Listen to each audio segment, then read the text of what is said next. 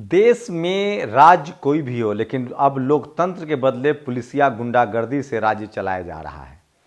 एक तरफ जहां किसान आंदोलन चल रहा है उसमें बीजेपी पुलिसिया तंत्र का इस्तेमाल कर रहे हैं, वहीं ममता बनर्जी, सोचिए पश्चिम बंगाल में वैसे भी मनुवाद का गढ़ है, चाहे वहां कांग्रेस रही हो, लेफ्ट रही हो, और अब ममता बनर्जी जहां जहां बीजेपी कांग्रेस बीजेपी और लेफ्ट रही है, वहां वहां जातिवाद मनुवाद अपने चरम पर है। और ममता बनर्जी ऐसी मनुवादी नेता हैं जिनकी नज़रों में दलित पिछड़े आदिवासी का कोई कंसेप्ट ही नहीं है। नमस्कार, मैं शंभू कुमार सिंह और आप देख रहे हैं नेशनल दस्तक। आज दो बड़ी खबरें हैं जिस पर मैं चाहता हूं कि आपको बताऊं। सोचिए इस देश में किसानों के साथ बीजेपी की सरकार क्या कर रही है। जो काम चाइना बॉर्डर पर होना चाहिए था, जो काम पाकिस्तान के बॉर्डर पर होना चाहिए था, वो बीजेपी कर रही है, क्योंकि इस देश के अल्पसंख्यक किसान, और किसान तो जाट समाज से सवर्ण किसान हैं, वहाँ बड़े बड़े वाटर कैनन छोड़े जा रहे हैं, वहाँ टीयर गैस छोड़े जा रहे हैं, वहाँ प्लास्टिक के गोली चलाई जा रही है जिससे किसान इंजर्ड हो रहे हैं। और सोचिए एक तो तस्वीरें ऐसी सामने आई है जिसमें एक पुलिस वाला खालिस्तान की मांग कर रहा था, पाकिस्तान के साथ जाने की बात कर रहा था और पत्थरबाजी कर रहा था। किसानों ने उसे पकड़ लिया, अभिमन्यु कोहार के उस पर वीडियो आई है। देश की राजधानी दिल्ली को चारों तरफ से किले में तब्दील कर दिया गया है। खासकर कोई दिल्ली से बाहर का आदमी बगैर पुलिस के मर्जी के नहीं आ सकता है, क्योंकि किसानों को आने का डर है। पंजाब बॉर्डर के बाद हरियाणा में शायद ही कोई ऐसा हाईवे हो, कोई रोड हो जिसको किले में तब्दील नहीं कर दिया गया। बड़े बड़े कंटेनर लगा दिए गए हैं। तो सोचिए पुलिसिया तंत्र की व्यवस्था ने किस तरह से आम आदमी का अधिकार छीन लिया है। लेकिन ये बात सिर्फ बीजेपी पर लागू नहीं होता है, जिसको जहां मौका मिल रहा है वो यही कर रहा है। अभी ताजा घटनाक्रम पश्चिम बंगाल का है। आप सबको पता है पश्चिम बंगाल में पहले कांग्रेस थी, सवर्ण वहां सांसद बनते रहे। उसके बाद 25 साल लेफ्ट ने राज किया, ज्योति बसु आरक्षण के खिलाफ थे।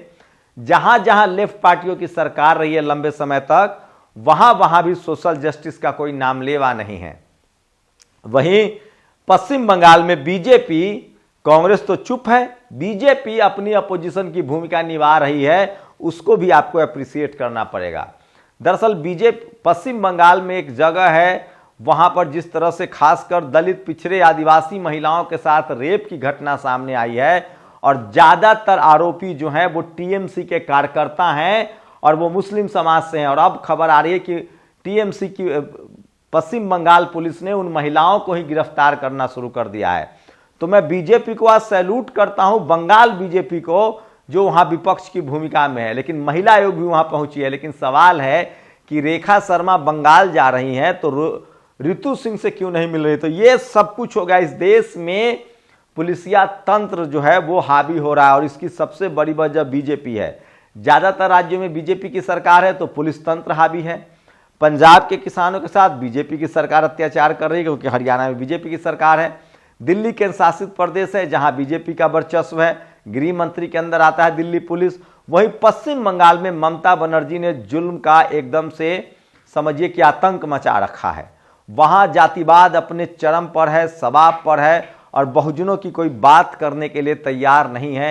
यह सबसे बड़ा सवाल है। सवाल है कि पश्चिम बंगाल में क्या हो रहा है। मैं आपको कुछ बातें बताना चाहता हूं, कुछ इतिहास बताना चाहता हूं। इस देश में दलित पिछड़े आदिवासियों के साथ यही होता रहा है। पश्चिम बंगाल हो, इस देश में जहां जहां कांग्रेस शुरुआत में सत्ता में रही, कभी भी डिस्कोर्स शुरू नहीं हुआ, जाति का डिस्कोर्स शुरू नहीं हुआ, सोशल जस्टिस का डिस्कोर्स शुरू नहीं हुआ।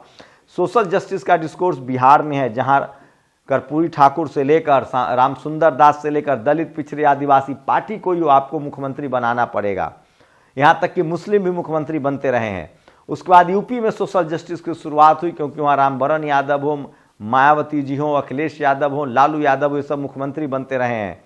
तो जहां जहां, लेकिन मनुवादी सरकारें आपको बताएंगी, मनुवादी मीडिया बताएंगी कि बिहार यूपी में जाति की राजनीति है, वहां सोशल जस्टिस की राजनीति है। वहां पुलिसिया रोब नहीं चलता, वहां आज भी डेमोक्रेसी की जड़ें गहरी है, लोग आंदोलन चलाते हैं। लेकिन जब से बीजेपी सत्ता में आई है, देश को पुलिसिया तंत्र में तब्दील कर दिया गया है। और इसमें बीजेपी के बाद दूसरे नंबर पर ममता बनर्जी का हाथ है। ममता बनर्जी घोर जातिवादी और कास्टिस्ट महिला हैं। उनके राज्यसभा मेंबरों की लिस्ट देखिए, एक आपको SC ST OBC नहीं मिलेगा। और सोचिए किस तरह से संदेश खली में जो एक जगह है वहां पर दलित, पिछड़े और आदिवासी महिलाओं के साथ रेप हो रहा है, और ये जो सारे रेप के आरोपी हैं वो TMC के कार्यकर्ता हैं, और ममता बनर्जी आरोपियों को बचा रही है और पीड़ितों की गिरफ्तारी कर रही है। सबसे दुखद घटना है। लेकिन वहां बीजेपी के अध्यक्ष को गए थे, प्रदर्शन किया है, वहां डंडा भी पड़ा है, SC ST कमीशन भी जा रहा है, उसके बाद आपको बता दें कि महिला आयोग भी गया। लेकिन सवाल है कि ये सारी कार्रवाई उन राज्यों में भी क्यों नहीं होती है जहां बीजेपी की सरकार है। तो क्या देश को लगातार पुलिसिया तंत्र में तब्दील किया जा रहा है? किसान आंदोलन को देख के तो यही लगता है, ममता बनर्जी की सत्ता देखकर यही लगता है। तो जहां जहां इस देश के मनुवादी लोग सत्ता में हैं, ममता बनर्जी हो या बीजेपी हो या नवीन पटनायक हो, जहां जहां सोशल जस्टिस की लड़ाई कमजोर है वहां वहां दलित पिछड़ों को संघर्ष करना पड़ रहा है। 16 फरवरी का दिन है, किसानों ने भारत बंद का ऐलान किया है, और तमाम किसान संगठन, चाहे राकेश टिकैत हो चाहे चढ़ूनी हो, तमाम किसान संगठनों ने कहा है कि वो एकजुट हो रहे हैं, वो एक साथ आ रहे हैं, और किसान आंदोलन को दबाया नहीं जा सकता। वहीं हरियाणा और दिल्ली को किले में तब्दील कर दिया गया है, एक भी किसान आगे नहीं आ सकता है। वहीं सबसे ज़्यादा किसानों पर जिस तरह से रबर के गोलियां चलाई जा रही है, वो काफ़ी संख्या में इंजर्ड हो रहे हैं, उनकी आंखें खराब हो रही है। वहाँ किसान लगातार कोशिश कर रहे हैं, पानी के वो बौछार कर रहे हैं, ट्रैक्टर से हवा का रुख मोड़ रहे हैं, लेकिन प्रशासन के सामने ये सब काफ़ी नहीं है। तो अब देश भर के किसानों ने कल भारत बंद का ऐलान किया है, ये सबसे बड़ी खबर है। पश्चिम बंगाल से चिंताजनक खबर आ रही है। मैं फिर कह रहा हूँ, बीजेपी के बाद सबसे बड़ा अगर कोई जातिवादी सरकार चला रही है तो वो ममता बनर्जी है, और उससे सवाल पूछा जाना चाहिए। और सवाल है, बीजेपी वहां विपक्ष की भूमिका में दिख रही है, काश इस देश में और विपक्षी दल जहां जो सत्ता में है उससे सवाल पूछा जाना चाहिए। जो संदेश खली का जो पूरा मामला है वो बहुत ही घिनौना है, घृणित है। ममता बनर्जी ने पर आरोप है कि वो उनकी पुलिस आरोपियों को गिरफ्तार कर रही है। मैं फिर बता दूं, आज के समय में अरविंद केजरीवाल एक ऐसा दल है जो किसी भी दलित, पिछड़े, आदिवासी को राज्यसभा नहीं भेजता है। दूसरे नंबर पर ममता बनर्जी का नंबर आता है। उसके बाद बता दूं कि तीसरे नंबर पर कांग्रेस का नवीन पटनायक का। तो इस देश में अगर दलित, पिछड़े, आदिवासी की लीडरशिप वाली पार्टी, जबकि ममता बनर्जी को वोट कौन करता है? बीजेपी वहां कोशिश कर रही है दलित, पिछड़े, आदिवासियों की बात करने की, OBC की बात करने की, लेकिन सवाल है कि जहां जहां बीजेपी है वहां वहां भी दलित, पिछड़ों के साथ वही हो रहा है। वो पॉलिटिकल रिप्रेजेंटेशन तो दे रहे हैं, लेकिन आम दलित, पिछड़े, आदिवासी, अल्पसंख्यकों को कुछ नहीं मिल रहा है। ममता बनर्जी लगातार जिस तरह से सरकार चला रही हैं, उनकी सरकार कटघरे में, और बंगाल जातिवाद का एकदम से सड़ता हुआ, भन्नाता हुआ राज बनता जा रहा है। वहाँ दलित, पिछड़े, आदिवासियों पर लगातार जुल्म हो रहा है, और जो गुंडे हैं, जो क्रिमिनल्स हैं, उनको सरकार का शह है। मैं फिर कह रहा हूँ, नेशनल दस्तक की लगातार कोशिश होती है कि जहाँ भी गैर बराबरी है, जहाँ भी शोषण है, चाहे जाति के आधार पर, चाहे धर्म के आधार पर सरकार किसी की हो, हमारा काम है एक पत्रकार के तौर पे आपको अपडेट देना और सत्ता से सवाल पूछना।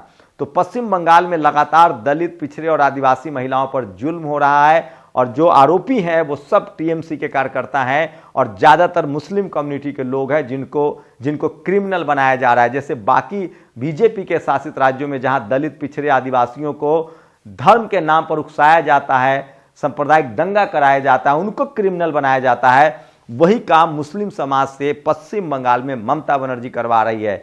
जबकि ये साफ है कि इस देश में दलित, पिछड़े, आदिवासी 90-95% है, अल्पसंख्यक मिला के वही सरकार बना सकते हैं। लेकिन सत्ता में जो सवर्ण समाज के लोग बैठे हुए हैं वो SC ST OBC माइनॉरिटी का सिर्फ दुरुपयोग करते हैं। जहां बीजेपी है वहां मुस्लिमों के नाम पर भड़काकर वो दलित, पिछड़े, आदिवासियों का दुरुपयोग कर रहे हैं, उनके बच्चे को क्रिमिनल बना रहे हैं। और जहां गैर बीजेपी वाली सवर्ण सरकारें हैं, चाहे वो नवीन पटनायक हो, चाहे ममता बनर्जी खासकर, या अरविंद केजरीवाल, वहां पर ज्यादातर मुस्लिम समाज के लोगों को उकसाकर दलित, पिछड़ों पर अत्याचार कराया जा रहा है। मतलब हालत यह है देश में कि सेब पर चाकू गिरे या चाकू पर सेब गिरे, कटना सेब को ही है।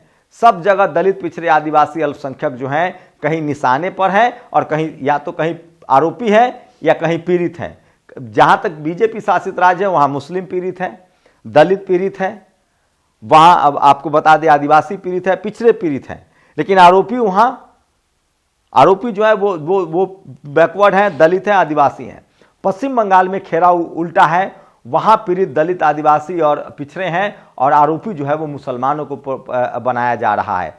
तो ये जातिवाद का ये नंगा खेल समझना पड़ेगा।